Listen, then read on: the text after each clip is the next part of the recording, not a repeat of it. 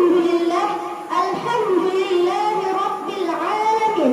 Wassalatu wassalamu ala asyrafil anbiya'i wal mursalin wa ala alihi wa sahbihi ajma'in. Alhamdulillah, tiada unsur kata yang paling indah kecuali syukur kita kepada Allah Subhanahu wa taala yang Maha Pengasih, yang kasihnya tak pernah pilih kasih, yang Maha Penyayang, yang sayangnya tak pernah terbilang, walaupun hambanya yang jarang sembahyang. Selanjutnya, salawat serta salam semoga tetap tercurahkan kepada salah seorang pemuda padang pasir yang rela istrinya menjadi janda dan anaknya menjadi yatim, yaitu demi memperjuangkan sebuah kalimat La ilaha illallah Muhammadar Rasulullah.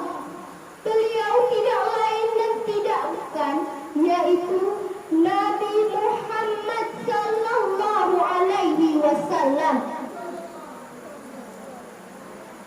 Karena dengan ajarannya lah kita bisa membedakan yang hak dan yang batil.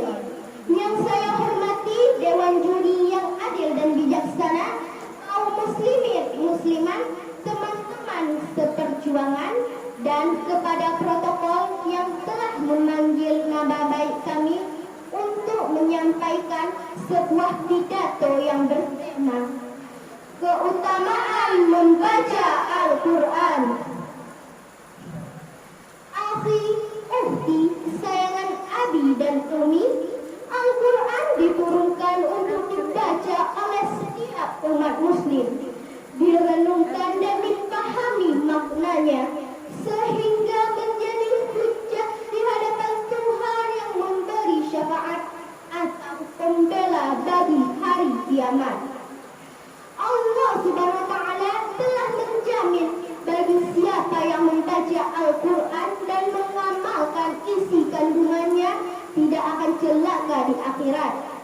Sebagaimana Allah berfirman dalam Quran surah At-Taha ayat 123. A'udzu billahi minasy syaithanir rajim.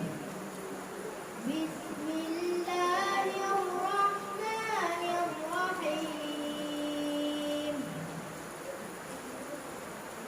Fa'imma ya'tiyannakum minni hudan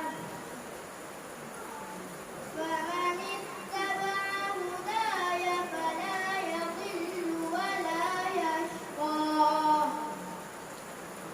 Aku berlindung kepada Allah dari godaan syaitan yang terkutuk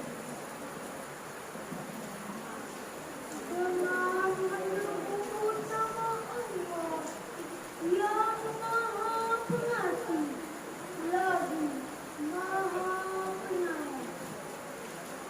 Maka barang siapa mengikuti petunjukku, ia tidak akan sesat dan tidak akan celaka. Selanjutnya saya akan menyebutkan beberapa hikmah dan keajaiban ketika kita membaca Al-Quran. Al-Quran dapat membuat hati kita menjadi sejuk. Allah Subhanahu wa taala menurunkan kitabnya yang abadi agar dibaca lisan, didengarkan telinga, dipikirkan akal, dan agar hati menjadi tenang. Kehidupan pun menjadi lebih mantap dan terarah karena Al-Quran mengajarkan kita hikmah dan ukhuwah. Al-Quran obat hati yang paling mujarab.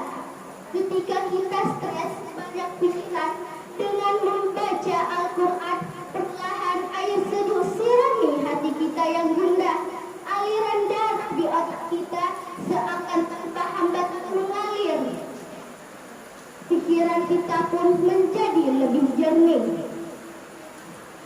Kita sebagai umat muslim tidak menyadari terhadap manfaat Al-Quran bagi kesehatan tubuh kita. Ketika kita menatap baris-baris ayat Al-Quran, saat itu pula kinerja retina kita menjadi lebih ekstra kuat dan tajam. Apalagi jika sangat menghayati membaca Al-Quran, mata kita menjadi lebih sehat dan segar. Tak heran orang yang sering membaca Al-Quran matanya lebih sehat ketimbang orang yang sering membaca buku. Allah Subhanahu wa taala berfirman dalam Quran surat Al-Isra ayat 82.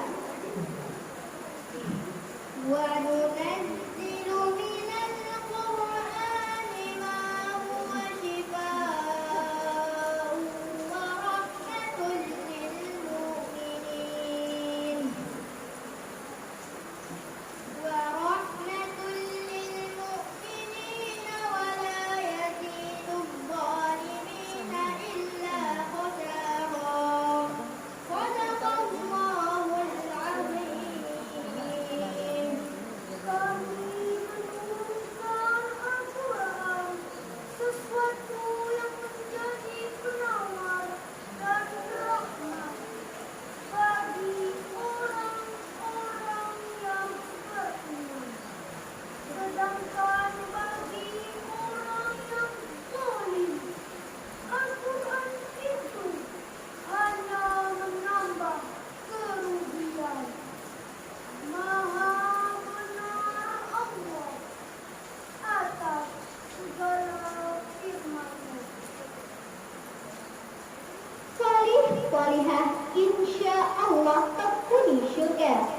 Kita sebagai umat muslim yang telah berbekali dengan kitab suci Al-Quran sebagai pedoman hidup. Karena itulah kita mendapat petunjuk menuju jalan yang lurus dan benar, jalan yang diridhoi oleh Allah dan jalan yang dapat menghantarkan manusia mencapai kebahagiaan yang hakiki di dunia dan di akhirat. Akhirnya, marilah kita menggabungkan Al-Quran dengan cara membacanya, mengkajinya, menghayatinya, dan mengamalkannya.